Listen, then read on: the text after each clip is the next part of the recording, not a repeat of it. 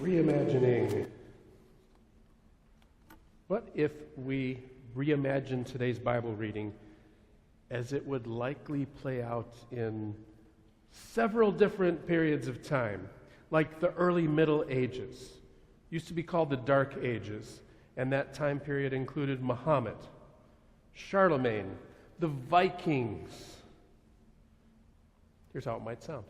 Jesus traveled to the place where he was born, followed by those who many thought were his subjects. It was the day to worship, and he disrupted the rules by teaching without permission. The things he said amazed the ones who heard. They could not understand how someone who lacked any kind of respectable upbringing could have any knowledge or power at all. They took offense at him. Jesus said to them, "Your respect and honor is for anyone except the ones that come from here." He was disturbed that they would not believe. He went out to the smaller areas and healed a few people. Then he called the ones thought to be his subjects and sent them out to the towns all around. He told them to take nothing with them and to expect hospitality from those they met.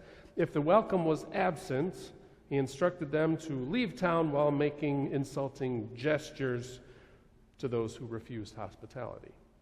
So they went out and told people to turn from their wicked ways. They cast out demons and cured those who were sick. Similar, but a little bit different. How about the High Middle Ages? That used to be called, well, the Middle Ages. It's the time period of the Crusades. Not a very, favorable history of Christianity, but that's when it was happening. It was the time of the Magna Carta and the Mongol invasions. So some things would be similar. Jesus came to his hometown with a band of followers. It was the High Holy Day, and he came to the place of worship to teach. Those who were there did not understand. What is he talking about, they said. What is all this about love and forgiveness? What is all this with healing without total submission to God on high? They took offense at him. Jesus told them that their ways of expressing love were completely wrong. They had no idea to see it from him because he wasn't one of the elite. He did heal a few people, but no one really noticed. He went and taught in the surrounding provinces. Then he gathered his band and sent them out, not to conquer in his name, but to share love and healing.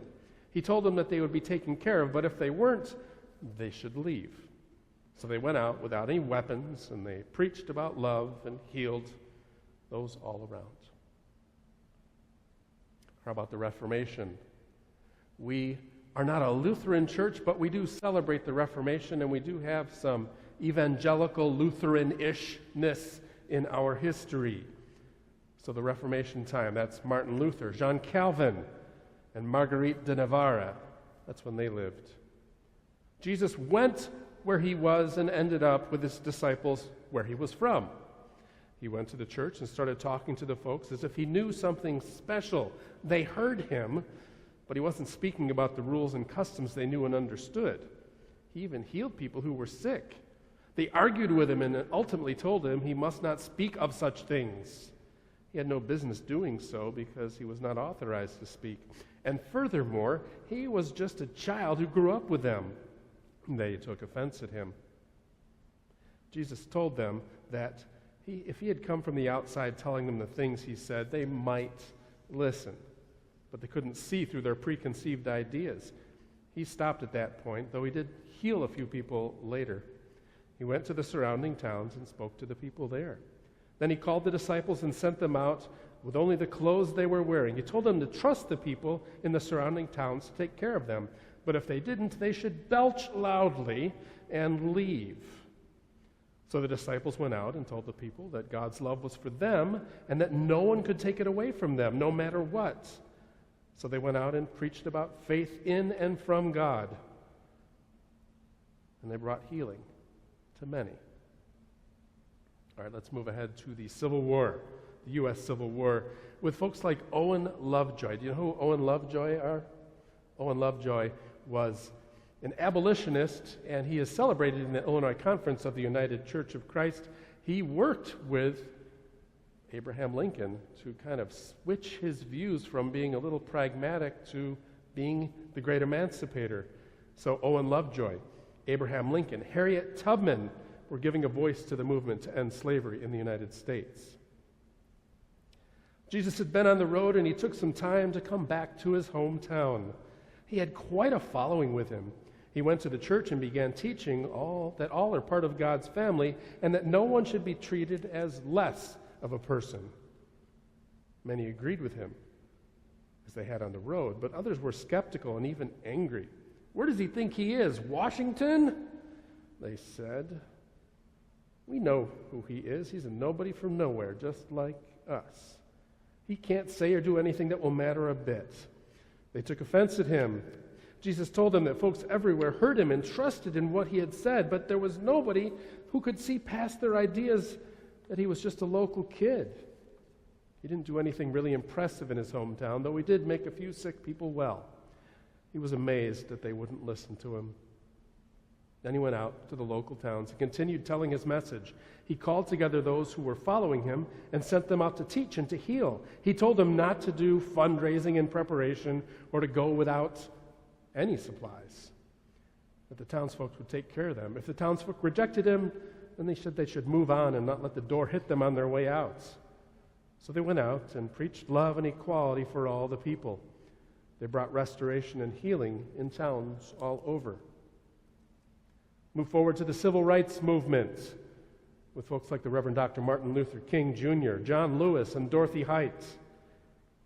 Jesus came home, joined with friends from all different backgrounds. He went to the church and started to teach about the equality of all the people. He told them that he came to upset the apple cart of power. They were amazed at what he said. They wondered how this local child could know things of such magnitude.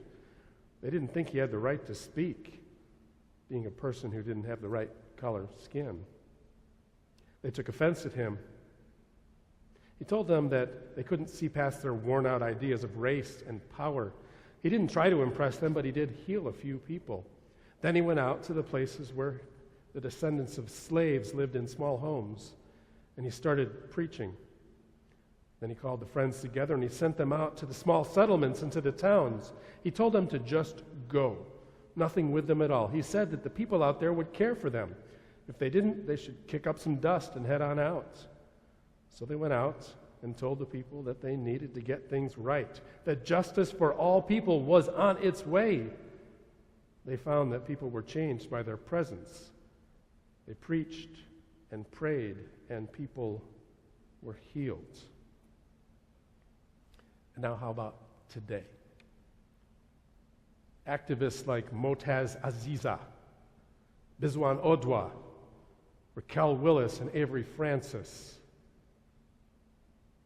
Jesus had been posting some random thoughts on his TikTok and his Instagram. Thinking of the older folks, he also posted on Facebook. Throughout the day, he usually added some profound thoughts to his story, and some of the folks who saw his feed were amazed that someone who had no business writing profound things was doing it.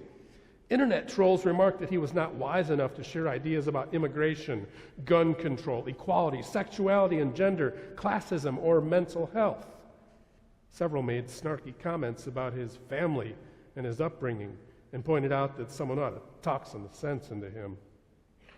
Of course, Jesus responded to their comments by saying, "I'm trying to share love. What is your problem?" And he decided that he wouldn't spend any energy trying to make them happy. Then he went to a group where his closest friends would gather and to chat, and he told them to make lots of new communities on TikTok, on Instagram, on Facebook, LinkedIn, YouTube, and many other social networking sites. He told them just to make the groups. No intense web design, no pre-planned discussion questions. And he also said that if they made the groups and folks there started making overabundance of snarky comments and hate messages, that they should make an "I'm closing this page" announcement and go on to the next opportunity. So they made the groups and welcomed folks, offering them a reason and a way to turn towards God. They prayed with folks in real-time prayer chapels, had live interactive TikTok sessions, offered words of encouragement and healing with posts and comments and forum discussions. Many people experienced a reconnection to God and a restored awareness of faith in their lives. Now, I know that Jesus is still with us, but it's different than when he was on earth 2,000 years ago. And the methods that Jesus used to communicate then are different than the methods that we use to communicate now. I also know that everyone sitting in the pews has a favorite way to communicate. Talking on the telephone. Writing letters, some people still do that. Some people prefer email or text. Some people want a personal visit, and that's the only way they communicate. Some people need the one call now you've gotten used to from the church. Some people use Facebook Messenger, and some people just comment back and forth on different social media sites. As a congregation, each individual gets to communicate the way they do. As an organization, Peace Memorial Church, United Church of Christ, tries to reach people wherever they are and whatever method of communication is theirs. Because in-person communication is community. Texting with a group of people is community. Social media is community. Way back before the advent of, Facebook, and I don't even know what happened after that. What happened after, MySpace. Anybody MySpace people? Come on, somebody was a MySpace person in the early 2000s? Nobody? So MySpace didn't exist? Was Steve your friend? Was it Steve or Dave? Or I don't remember, the guy who started MySpace. Well, when MySpace had started, but Facebook wasn't available to the general public, the United Church of Christ started an online community. It's around 2005, 2006. It was called i.ucc. The website was i.ucc.org, and you could go there, and there were real-time prayer chapels, and there were discussions, sort of like the 90s and early 2000s listservs where you could just have discussions and threads of discussions, sort of like today's Reddit, or what's the other one? Reddit, and come on, help me out. What's the one that's like a listserv from before? Nobody knows. It's not Reddit. It's another one. Well, there's another social media kind of thing. But I was one of the writers, and I wrote a Bible study for each week. There were two of us. There was the person who belonged to the UCC executive staff who wrote a very thoughtful Bible study, the kind of thing that preachers would look at to prepare for their sermons. And I wrote the sort of snarky, sort of asking questions you're not allowed to ask Bible studies. They appeared for at least a couple years until Facebook became available to the general public, and then I.UCC's mission was really kind of done, and what was happening there shifted over to the existing social media sites. The United Church of Christ has tried to be in the forefront of communication. I know we've been rabble-rousers throughout our history. Do you know that in the Revolutionary War of 1776, so in the time 1778, somewhere in there, the Liberty Bell was going to be melted down to make ammunition to fight.